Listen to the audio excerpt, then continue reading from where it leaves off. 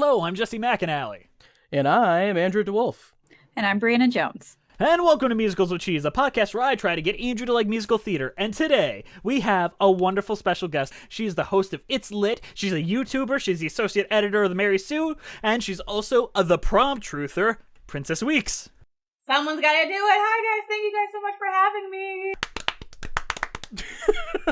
I'm so glad that you're joining us, and this is our last episode of 2020. Did you start with cats? Because what a way to do the year. I mean, I think we did, now that I think about it. It was a bad omen. I told Jess, if we do cats first, it's gonna be like a plague or something. But you know what we gotta do to honor, the end of 2020? We're gonna have a prom. We're gonna have a prom. It's just What? me, Princess, and Brianna. See, you're doing it all wrong. You're supposed to tell me that there is a prom, and then tell me that it's in the school gym, and then you go off to, some casino. And then I walk into the school gym with all my friends, like James Corden and Ellen DeGeneres or whatever. The Prom is a musical with music by Matthew Sklar and lyrics by Chad Begulin, with a book by Bob Martin and Chad Begulin. It premiered on Broadway November 15th of 2018 and ran for 309 regular performances and closed on August 11th of 2019. It was nominated for 6 Tonys and won none of them, sadly. And the plot of the musical is it follows 4 Broadway actors lamenting their days of fame as they travel to the conservative town of Edgewater, Indiana, to help a lesbian student banned from bringing her girlfriend to the high school prom. Princess, you suggested this. Before the movie came out, you were like, I want to do the prom. What's your history with this show? So a good friend of mine named Joy had tickets to go to the prom and invited me to go with her. And I had not heard about it besides the Macy's Day parade where the two leads kissed, and that was a big deal. It was yay, inclusion. I saw it on Broadway, and I totally get why it did not keep going. It feels very dated, but I will say that the young performers were excellent, and I felt like all of the big feels that I was supposed to feel watching it definitely hit from that side of it. I enjoyed it for what it was, but I am not surprised it did not hit with audiences the way it thought it would. I find this show fascinating. And also, I need to put a full disclosure statement out there. Yes, this show and the following movie was produced and brought to life by the person that runs the Broadway Podcast Network, which our show is on, Dori Berenstein. We love her to death. Doesn't affect what we're about to say at all. Your freedom of speech cannot be taken from you. This exactly. Is Indiana. This is not America. This isn't America. Not America. I watched the bootleg of The Prom on Broadway, and I loved it. I really loved it, and maybe it's because I didn't have to get dressed up and go to a theater and be like, oh, this is great. It was fun. And when is the last time you saw a Broadway show that was just fun? Hairspray 1,000 years ago? It's a fun show about people that do wrong and learn a lesson, and it gets emotionally palatable. You got a main character with a very well-described personality. It is high-quality content made by people that knew what they were doing. It can feel in 2020 like so many of these messages are so detached from where we are. But the reality is, for somebody out there, the prom is what they needed to see. You have to kind of look at it like this is these rich liberals going to a small conservative town and then pretending that they're better than them in every way and not understanding them. And at first, that absolutely fails and backfires in their face. But then they learn, hey, we should actually, reach out to these people. They end up changing the conservative town's mind in that way. Isn't necessarily so how... Tale, you say. They change the children's opinion, which I think can happen. And that's kind of what I mean, yeah. By reaching out to the people and not pretending that they are better than them. Gun to your head, Andrew. What's the plot of The Prom? There's 2 very famous, in quotes, Broadway actors who are trying to reform their branding. They go on Twitter and they find a cause that they just want to help because they don't really care about it. A lesbian couple is not being allowed to go to the school prom. They show up to help with that cause, and then first they end up making everything worse because they're being selfish and narcissistic, and the ending is wow, look at us, we're great. They get their prom. It's fantastic. As someone who grew up not being able to afford to go to Broadway shows and really wanted to go to Broadway shows to feel as a little queer kid to hear stories about other queer people, seeing something like the prom, if I was 16 years old and I saw the prom, that would change my life. I think a lot of what makes a lot of this work is the specific choices made for the Broadway show where they could have made the easy answer and decided to do something interesting. The extreme happiness in some moments is enough to get me emotional. And it's so hard to get super emotional about happy moments. But when you just realize it's something you haven't seen, a girl dancing with her girlfriend at a prom, and that being the emotional climax of an entire story, it makes you emotional. I want to talk a bit about the composers here, because they really haven't done much else. They did Elf the musical and The Wedding Singer the musical, which I have seen and is a little bit underrated in my opinion. And this takes everything that worked in that, which is the mean-spirited-ish comedy, the genuine sincerity, and a lot of fun dance numbers, and brings it to life here in a way that I think works better than most shows on Broadway. What do we think about the characters overall? Because they break it down to the Broadway side and the teenage angst side. The teen side to me is the part that I really enjoy. I like that Emma's kind of like a bitter, little lesbian. I love that. In the musical, if I remember, she was a more full-figured character too. I wouldn't call that butch, but it was more butch leaning. In the set design for her room was so much personality. Like the poster, she had her little Twilight poster. She was so sarcastic. She had a little bit of a Daria vibe that I really enjoyed because everyone really does suck, not just because she's bitter all the time. She was really doing her best in a really chaotic environment. And I feel like Alyssa was very sympathetic as her love interest. Being a young girl, you love this person, you've been together for a really long time, but your mother is literally the Babadook. It's just a mean comparison to the Babadook, though. I mean, the Babadook wasn't that evil. I was gonna say, the Babadook is a gay icon, so we shouldn't drag into this conversation. He's doing the best he can. When Emma and Alyssa are on stage, you get the heart of Prom. It's very obvious from the stage show, Emma has no fucking idea who any of these Broadway people are. And that's a great dynamic to have these people that expect everyone to lick their feet, and they're servicing this girl that's like, who are you? Please go away. But that dynamic is also what reinforces the selfishness of the leads. They're always trying to impress upon Emma how important they are. There's a lot of actor characters, and really only two of them have any point. Barry has a good relationship with Emma. Aside from Alyssa and Emma, her core relationship is between her and Barry. Then you have to have Dee Dee, who is kind of the Patti LuPone comic relief, who has her relationship with the principal. Those are the two that I think are actually important, and the rest of them are kind of there. I think Trent is a very important part of the puzzle piece.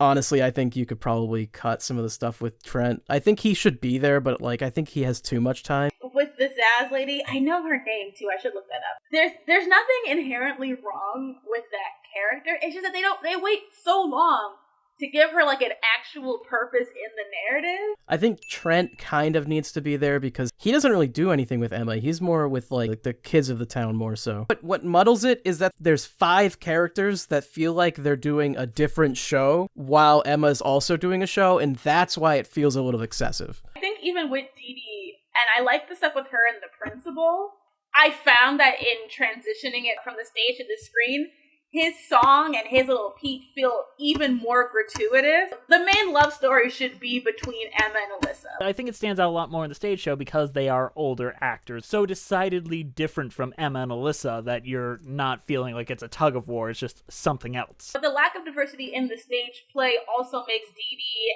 and Principal's relationship seem even more part of the narrative because they are an interracial couple. Well, in the movie, it feels like Mrs. Robinson or whatever.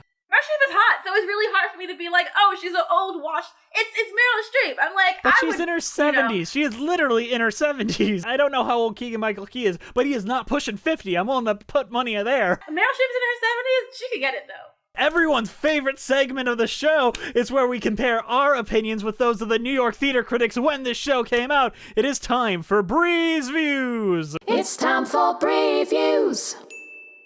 Now we're going to listen to what Jesse Green had to say in the proper New York Times review. The New York Times critic Jesse Green says, like a certain cockeyed optimist, you may even know a lump in your throat when Emma finally gets her perfect kiss, while the supportive Hoosers and godless Broadway interlopers cheer her on and sing backup. If that means that the prom trades in some of the same cheesy mawkishness in satirizes, that's okay. Cheese has always been a part of the American recipe and rarely hurt the American pie underneath. I told you. Love that. What do we think of Changing Lives? I don't dislike it, but I do think that Changing Lives was a good way of setting up who our characters are. the gravitas to which they give themselves. Like, they really think that they're doing something here. And I think that it's like a perfect way of introducing us to who they are. Like, they're like, the things that happened in Indiana. This musical was very mean to Indiana. And I'm like, is Indiana that bad? I know it gave us pence, but like, Indiana has gone through a lot of hard times. I mean, it's part of that Rust Belt where there's like no jobs left. A lot of the communities are kind of just rotting away. So you gotta feel bad for that sort of area a little bit. I usually have a distrust of things that both sides issues like this because it can feel very disingenuous because then it's not a both sides issue. Celebrities have been taught to perform activism as a way of building their brand. And when it comes out that they're not doing anything, it makes it seem as though these movements aren't really doing anything. This, like, fake help that isn't really doing anything to improve their communities in any material way is why they aren't changing their minds. It is this, like, performative wokeness that gets criticized so much, and I think it's hard because, like, you have literally powered this evil through your own ignorance of how to speak to people. Like, calling them rednecks right off the bat. It's like, that's for the group chat, not for, like, how you're gonna talk to them in person. Let's go on to Emma's I Want song, Just Breathe. When done well, like, when I think about it from the stage show, it's such a great way of expressing who Emma was, her sarcasm, her humor, and how she's using both of those things as a shield. It, like, really tells you through the lyrics how this person is really trying to cope with some really, really hard shit. It isn't easy for her, and she is actively using coping mechanisms and jokes and all that. Caitlin Kunenin, who played the role on Broadway, no one else could have played that like her. We get to see inside the mind, outside the outer shell. It's like a Disney song. It's like the Disney princess song where, like, I want adventure in the great wide somewhere. It's like, I just want to be who I am, and I'm tired of this provincial town telling me that I'm weird because I read books. I do want to talk briefly about We Look to You, Mr. Hawkins' song. You are the reason why we exist and love. Patti LuPone, you're the reason why we all enjoy life. It's very weird to have an old black man be like, we look to you, the mostly white stars of Broadway, to guide our lives and help us realize you watch a Sondheim musical and your entire life was changed, sir. You live in Indiana. Like, I thought Mean Girls, the musical changed my life. And it's not like there aren't older black men that love musicals, but I think one of the stronger things about Broadway and musical theater is that it can be color neutral, but I think when you do, like, a political comedy show, like, who you include in it matters in terms of, like, how themes resonate with the general audience. Next, let's go to Tonight Belongs to You, the Act 1 closer. Tomorrow Belongs to Us? No.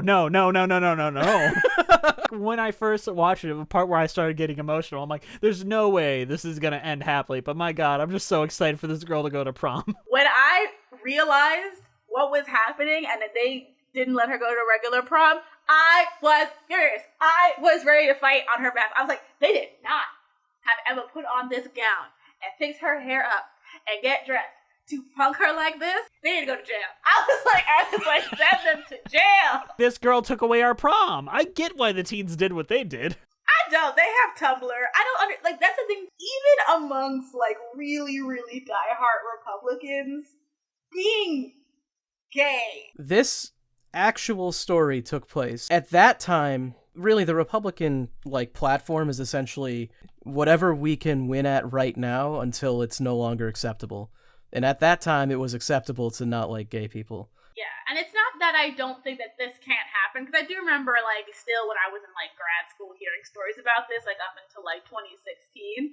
But it does feel a little dated to have, like, this be such a big deal that the kids themselves are not supportive. Even when I went to Catholic school, we all watched, like, Will and Grace, a lot of gay media being the norm. I think that in a smaller community like this, in the Rust Belt, I could see it happening. I remember, like, that still being a common thing to say, but it didn't necessarily reflect the way that people felt. I went to high school in a small farming community. I can guarantee you there are enough kids at that school that would definitely not allow gay kids at their prom. Detroit, that was still a big thing. Like, it's fine because you can't stop them when they're all going to school, but you could not bring a same-sex coupling to your school if they didn't go to your school. Because I went to college in upstate New York. I went to college at Cazenovia. And I remember, like, even though that was happening, at the same time, like, I felt comfortable being my girlfriend there. So it's always, like, a disconnect of, like, how much uncomfortableness that you thought was acceptable to be in. I want to say one positive thing about the movie before we get there. Kerry Washington plays that very, very well in the movie. The thing that I always try to say when talking about, like, the differences between, like, the homophobia that exists within, like, the Black community versus in the white community is that, like, while, of course, it exists, the biggest difference you'll see is how it shows up politically. For with Kerry Washington, to speak on that, like, when I came out to my mother, who was, like a progressive person, her biggest fear with what Kerry Washington says to Alyssa is, like, I don't want you to have a hard life. Now you're going to be Black and a woman and gay?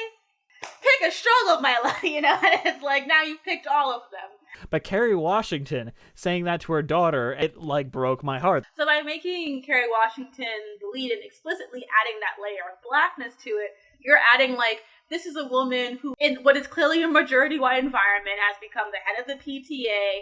We have to be the most successful. We have to be twice as good. When she says that, you feel the weight of my daughter, the only other Black person in this movie besides the principal and me, is going to be an out lesbian.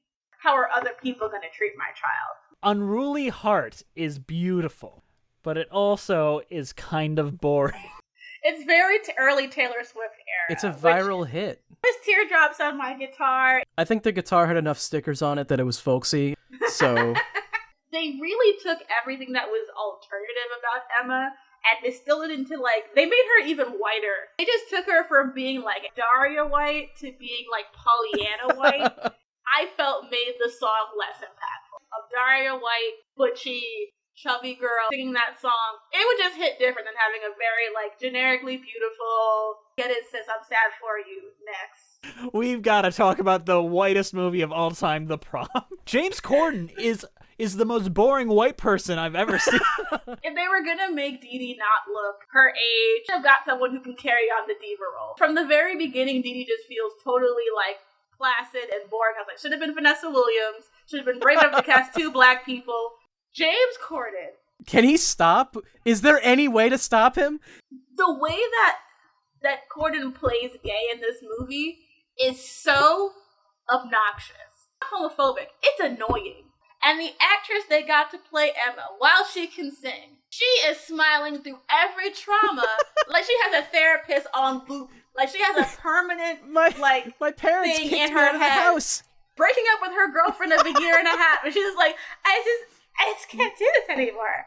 You got sent to the wrong prom and you're laughing? Just like... They watered this down so much. They got rid of the narcissism that they all had on the stage show. There's nothing. There's no bite to it.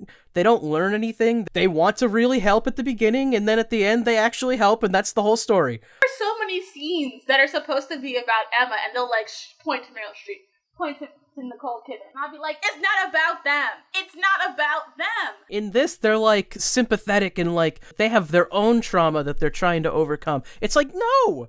And they make Emma's outfits so boring. She was so cute and butch, and they just made her so, like, stereotypically femme in this entire production. Like, I felt like the mom in Black Swan, where I was like, what happened to my sweet girl? I was like, she's gone.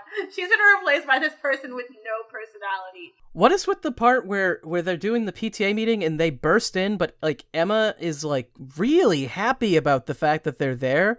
It's like, why is she so happy? Like, she doesn't even know who they are. I cannot imagine that was a choice made by that actress. That was Ryan Murphy being like, you remember Leah Michelle? Do that. Like, Glee would have entire moments of characters having, like, fucking existential crises because they were upset about stuff. Like, it was just so bizarre to me how they just made her so placid. And that's when I knew that this was not for me. They didn't cast anyone with any Broadway background. They didn't cast any queer people. Then they finally cast, like, the two leads in this. They're both queer women. You know, the actor who plays Trent is also someone from Broadway. I know him from Big Mouth because I'm not cultured. But those choices make the casting of Ian Michael Key and Meryl Streep and Nicole Kidman that much more egregious. Just even in the opening scene, Meryl Streep can be meaner than this. Because Dee Dee was mean. Dee Dee was a jerk. Yeah, and, like, absolutely. It's played so further down. I was like, you were Miranda Priestley. Where is that? It's like all these choices just feel more like Ryan Murphy trying to be very nice to his stars. This is my statement on Ryan Murphy. I have no proof of this. He cannot relate to anyone that would not see Broadway stars and come in their pants. Like, he cannot put his mind into the mind of anyone that wouldn't think these characters are amazing and wonderful. Yeah, it's like he missed the point of the whole show. But that's the thing that's so weird to me, because he's done stuff like Popular. He's done, even like the better parts of Glee are not like this. I wonder if the audience for this is much, much younger. The stage show would appeal to everyone and teenagers, but I feel like certain choices were made that made it feel almost like a Disney Channel show. Very much for that audience, and I think that that's the big thing. He really watered down a lot of it by making the stakes lower and lower, except making sure that we knew that Emma was left behind. But she's happy about it, because she's happy about it. Yeah, she's just happy about everything. What is your overall thoughts on The Prom and your cheese rating? I think the stage show is actually really good, and I enjoyed it quite a bit. I definitely recommend it. I don't think the movie is the worst musical movie I've seen recently, though, because, I mean, Cats still exists, and you really can't top that. I'm gonna give it Farmer's Cheese, because I feel like that's a little bit appropriate, I guess. I don't know. You know, I really enjoyed the stage show. I thought that it was sweet and kind, and I thought that if I, even myself as a grown-up gay at that time, if I had been a baby gay, I know it would have really hit that emotional center for me. That is what makes the travesty of the Netflix movie so offensive. There was so much potential there, and there was stuff that could have genuinely been improved. When I think about the best version of a non-Broadway version of The Prom, I think of, like, a John Waters movie. Not music, but more just, like, a really great soundtrack. What could have been a very meaningful way of sharing this with people who could have never seen their Broadway performance. Pure government cheese. Just, you know, it's there. But by God, I hope you can upgrade soon to at least some craft slices. Brianna, how did you like our debate and our talk? It wasn't a debate. How did you like our talk about The Prom? I thought your discussion was great. Talking about The Prom reminded me of the fact that I won prom queen. It's the weirdest thing that's ever happened to me, I think. I don't know what to give you for a cheese rating. What's a white people cheese? What's a... Blue cheese. Blue cheese? Blue cheese is so great. I love The Prom. It was so much fun. It has been a great experience bringing it into my life. And it's weird to have, like, happy emotions and get a little weepy from that. And not many musicals really successfully do that. The movie is a fucking... I'm like, oh my God. And it's so sad for me to think that that's going to be people's interpretation of the musical forever. Death by a Thousand Cuts makes it so offensive to me, personally. I have nothing I can give this aside from cheese straws from Dee Dee's Gourmet Cheesery. Oh, I get it, because Dee Dee. Bro, that's cringe. You were so great. Princess, thank you for joining us. I'm so glad that you guys tolerated me and would want to tolerate me again. This was so much fun. Thank you for letting me we're glad be my that anyone can self. tolerate us. Thank you. I'm on Twitter at Weeks Princess. Talk about all kinds of stuff. Magic the Gathering, feminism, Ted Lasso, Pokemon. I have a YouTube channel where I talk about nerdy things and pop culture and literature called The Lena Pendulum. Thank you guys for listening to the show. We love you so much. All right. Princess, is there anything else you want to say before we call it a day? Just thank you so much. This was literally a hoot. All right. There's nothing that can top that. We'll see you next time on Musicals with Cheese.